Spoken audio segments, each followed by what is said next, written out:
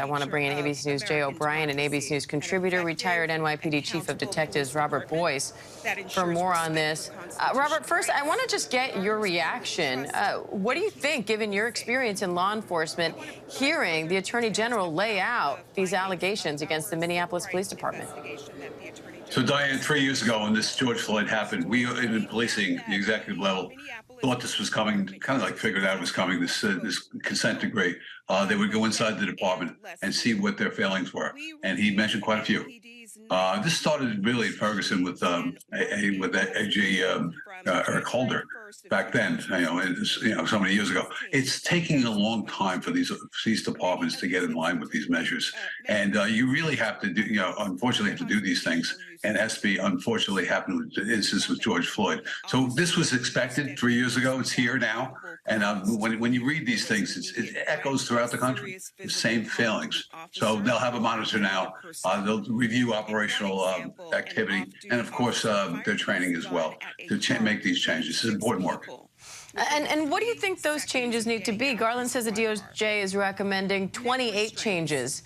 How do you take a department that is being accused of all of these things and implement that much change? It's not easy, Diane, but you're going to have to implement accountability throughout the ranks, not only supervisor level, officers who are looking at other officers creating undue force, discriminatory and disparate policing, such as going into neighborhoods and basically making arrests in those neighborhoods only and not across the city.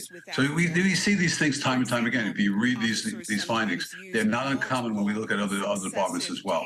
So change is coming. However, slowly it's coming nonetheless.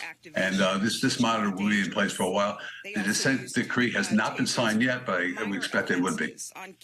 And Bob, it's one thing to pass a rule. It's another thing for everybody under that rule to fall in line.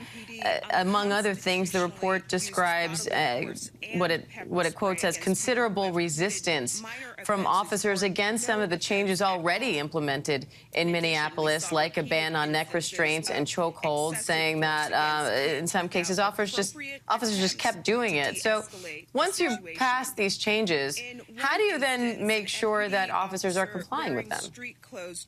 You have to really go out there and look at these use of force. Anytime someone's charged with resisting arrest, and take a look at the case and make sure they're in line.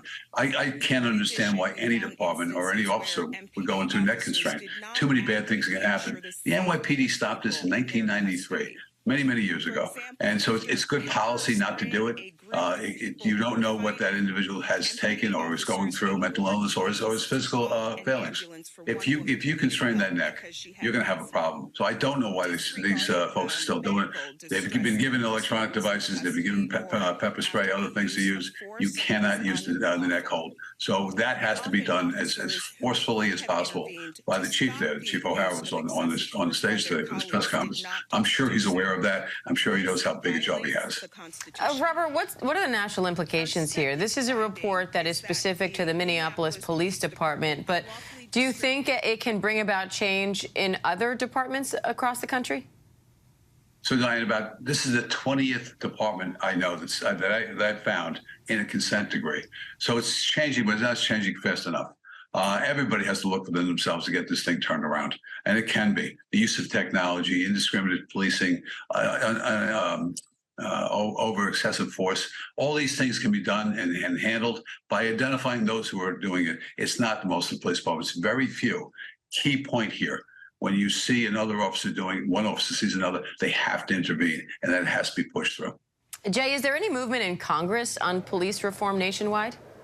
Well, there was a significant push for police reform across the country, some kind of federal legislation after the murder of George Floyd. And you heard Merrick Garland say that he met with George Floyd's family again today. That said, however, that momentum petered out over the months after the murder of George Floyd. And one of the things we saw was a renewal of some kind of momentum for some kind of police reform after the death of Tyree Nichols. And we saw that Tim Scott, Republican Senator of South Carolina, reinvigorated those conversations that he was having with Senator Cory Booker, among others, to talk about some kind of police reform going forward. But we saw those talks again peter out, despite calls from the president for there to be some kind of police reform legislation pushed through Congress. And I feel like you and I, Diane, have this conversation a lot, but whatever were to come out of the Senate, even if there were renewed negotiations, even if there was bipartisan support in the Senate, it would come up against a Republican-controlled House where the odds of any kind of legislation coming out of the Senate going through the House